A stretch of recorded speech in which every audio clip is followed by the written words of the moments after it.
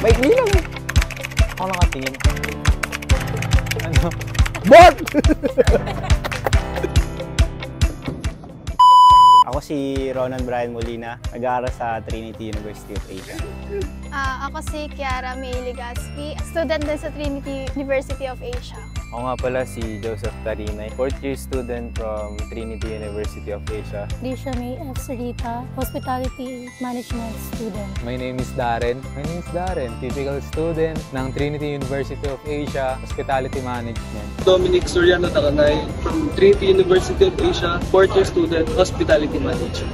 My name is Mark Christopher Domingo from Trinity University of Asia, 4th year college, Hospitality Management.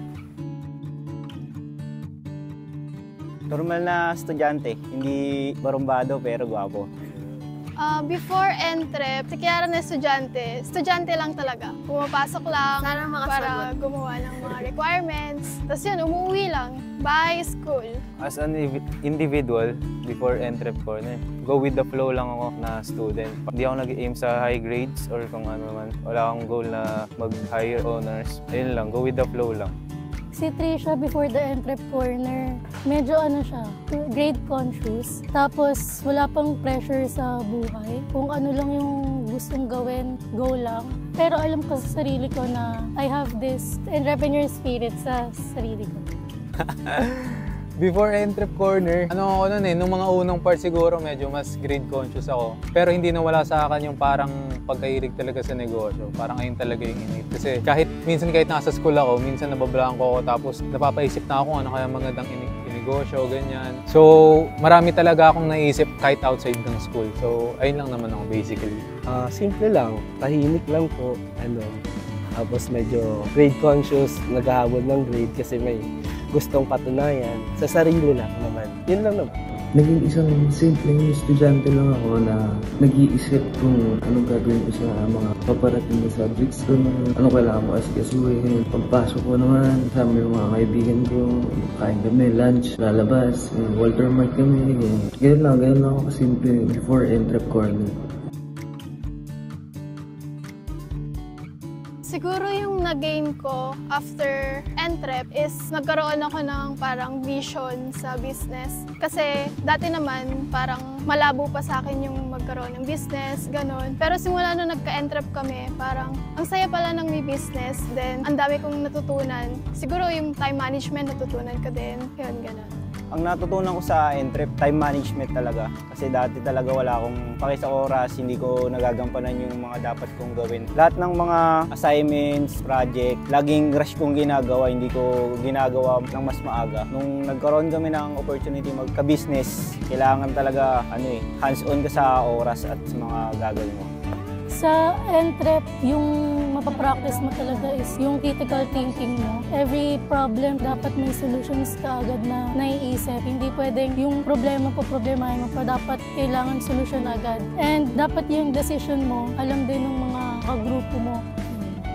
Nung entrep corner, napakarami yung natutunan, especially sa pag-handle ng mga problema, gaya ng mga customers' complaints. And also yung mga, pag nasa-short yung namin, yung budget sa tropa. Siyempre, hindi yun tinuturo sa atin yung mga kung paano solusyonan nun. Higit pa yun sa paper na tinuturo sa amin ng entrep na subject. Yun. Siguro after ng entrep, pinaka nag-gain ko dun yung pag-stick up sa decisions mo, ganyan. Yung accountability ba na dapat pag nag-decide ka, either maging mali siya or hindi, parang pangatawanan mo yun. Ganon. Tapos, na-realize ko na hindi mo kaya talaga lahat mag-isa. Actually, hindi siya kayang gawin mag-isa. So, nagpapasalamat ako sa team kasi nandyan sila para sumuporta kahit ginagabi na kami. Diba? Kahit midnight na kami nakakauwi minsan nung entrep corner. Talagang madaling araw na tapos galing pang school. So, ayun yung nag-gain ko. Yung decision making, accountability, and yung pagtitiwala sa teammates kasi hindi mo kaya mag-isa talaga. Yung pinaka nag-gain ko is yung kailangan mo ng oras para sa ginagawa mo. Kailangan mo mag-put ng effort. If wala kang effort na ibibigay, hindi gaganda yung magiging produkto mo. After entrep corner, mas naiintindihan ko na ang buhay hindi ganun kasimple lang. Na matutulog ka lang, gigising, hindi pala siya ganun ka-basic lang. Meron pa palang deep meaning ang buhay natin. May mas kailangan ka pa palang malaman na pinakamalalim na spot ng buhay natin.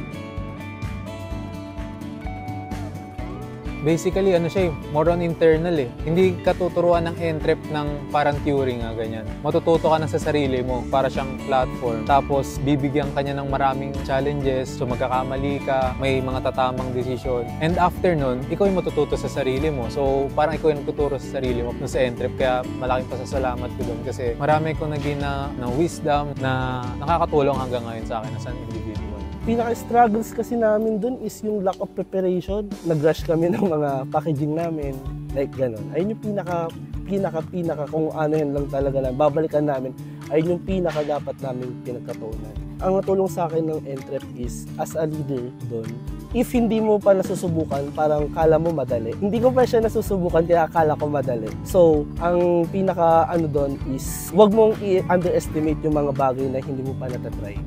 Yan, mas nagkaroon ako ng pagsunod sa mga basic rules ng buhay. Nagkaroon ng consistency yung buhay ko, which is wala siya dati.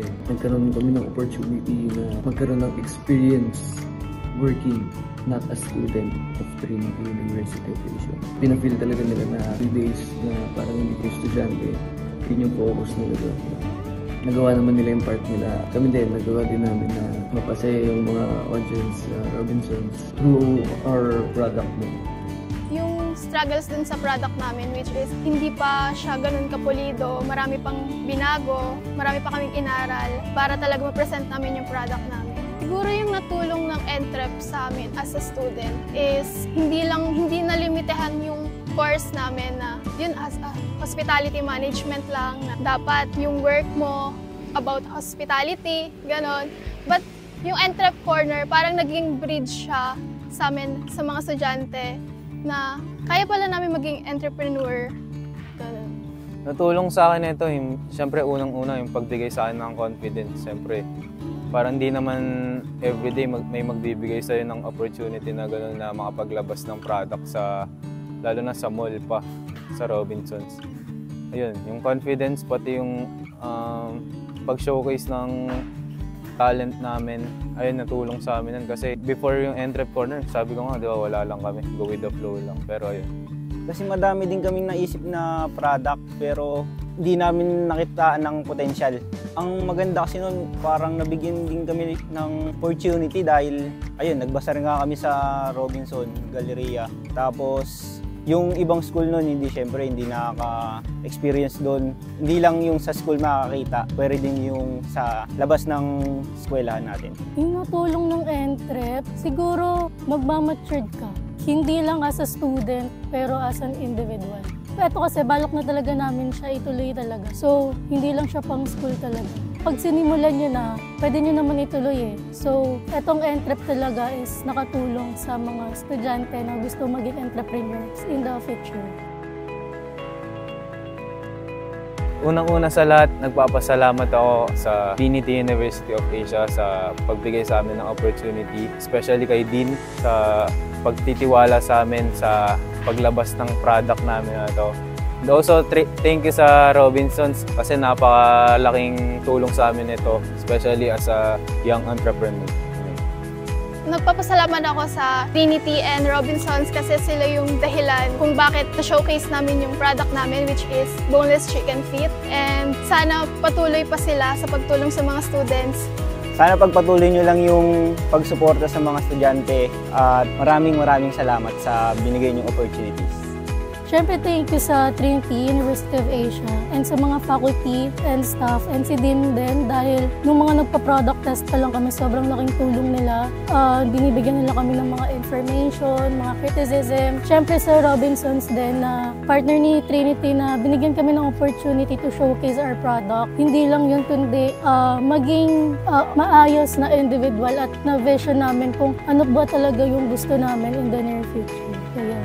Thank you. Unang-una gusto magpasalamat sa lahat ng faculty na tumulong at saka tumutulong hanggang ngayon. Kasi nung una kasi maraming nagcha-challenge siya idea namin na boneless chicken feet eh. And napakalaking bagay no na binabasag yung idea mo kasi pag gumawa ka ng idea hindi naman yung laging perfect eh, di ba? So para kaming may bato na idea tapos yung mga binabato sa amin na criticism, so para mas nahuhulma yung bato namin ngayon. So para siyang na-sculpt tapos gumaganda yung produkto namin. Maraming thank you talaga yung gusto namin sabihin sa mga faculty. And syempre kay Deans na nagko-connect sa Robinsons kasi napakagandang opportunity nun lalo sa mga aspiring na entrepreneurs. Kasi bilang estudyante, kung sa bahay ka magsisimula, wala masyadong traction ng tao eh. Unlike pag sa mall, so para ka may kickstart, di ba? Kasi may mga tao na doon, gagawin mo na lang, magbebenta. And lastly, sa Robinsons, syempre, maraming salamat po kasi pinagkatiwalaan niyo po yung Trinity, di ba, sa partnership na to. Hindi lang po kami matutulungan nito kasi in the near future, yung mga experiences na